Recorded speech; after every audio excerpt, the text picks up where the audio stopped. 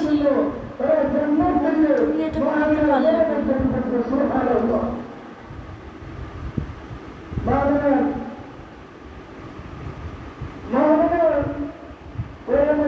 জান্নাতি আসিয়া ফেরাউনের স্ত্রী আসিয়া আর হাজারা যখন ঢুকছেন জান্নাতি মহিলা ঢুকছেন সাথে সাথে সারা আমেনার ঘর মানে আনন্দিত হয়ে গেছে সুবহানাল্লাহ। আমেনা বলছেন আপনারা আপনাদের কিন্তু কখনো দেখি নাই। তারা বলছেন এই মুহূর্তে কোন কায়নাতের বাচ্চা দুজাহানের কান্নারি নবী মুহাম্মদ রাসূলুল্লাহ সাল্লাল্লাহু আলাইহি ওয়াসাল্লাম পৃথিবীতে আসবেন এই জীবনে পৃথিবীর থেকে আসমান থেকে জমিন পর্যন্ত জান্নাত পর্যন্ত আল্লাহর কোরআনের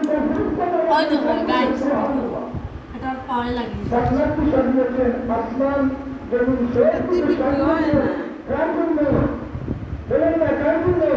আল্লাহর হামদের জন্য সব কিছু সাজিয়েছেন একমাত্র নবী আগমনের জন্য সুবহানাল্লাহ।